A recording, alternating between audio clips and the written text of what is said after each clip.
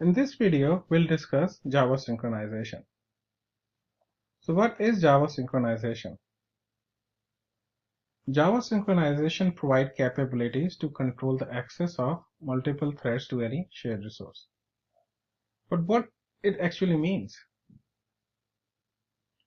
When you have multiple threads operating on a shared resource, they may all be modifying the behavior of that shared resource. But each may have a wrong value of that object, and that could create consistency issues. So what we can do in this case is we can use synchronization to serialize the access to the shared object to multiple threads.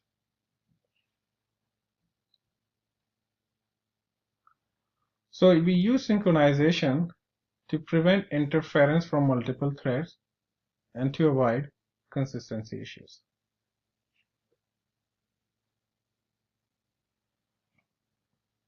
Now, thread synchronization.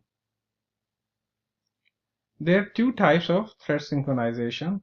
One is mutual exclusive and the other one is cooperation. So in mutual exclusive, we have synchronized method, synchronized block, and static synchronization. And in cooperation, we have wait, notify, and notify all. So cooperation is more of an example of inter-thread communication, where the two threads are communicating with each other and asking for each other to wait and to resume.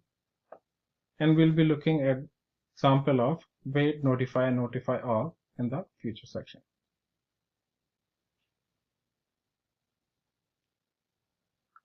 So mutual exclusive. So synchronization is a modifier in Java which is used for mutual exclusive lock. With the help of synchronization modifier, we can restrict a shared resource to be accessed by only one thread. And there are three ways to use synchronization modifier: by synchronized method, by synchronized block, and by static synchronization.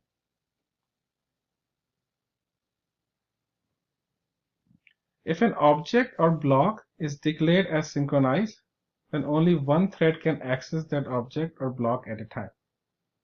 No other threads can take the object or block until it is available. So when you define synchronize either on the method or an object or on the context of a static, then it has exclusive lock. So the thread who is trying to access that block, method, or static method, then the thread has exclusive lock and no other thread can modify without first thread releasing the lock. Synchronization is built around an internal entity known as intrinsic lock or monitor lock. Every object has an intrinsic lock associated with it. A thread that needs exclusive and consistent access to an object field has to acquire the object intrinsic lock before accessing them and then release the intrinsic lock when it is done with them. Intrinsic lock. So every object inside the JVM has internally a lock. And synchronize keyword tries to acquire that lock of the target object. So synchronize method intrinsic lock. So in synchronize method, the implicit lock is this, which is the object used to invoke the method. And each instance of this class will use their own lock. Let's look into an example. A new instance of object has three methods. Method A and method B are synchronized and method C is not synchronized. So now we have two threads operating on that object, and one is trying to access the method A and the other one is trying to access the method C. So the first thread get the lock on this and continue executing the method A, and the second thread don't require a lock on method C, so it continue executing the method C. But now if we have two threads and those two threads are trying to modify method A and method B, then they cannot, because in this case the first thread got the lock on this object, which is the instance of that class.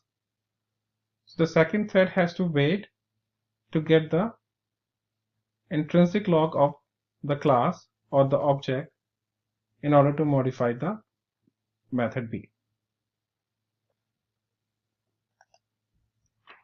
Now what is synchronized static method?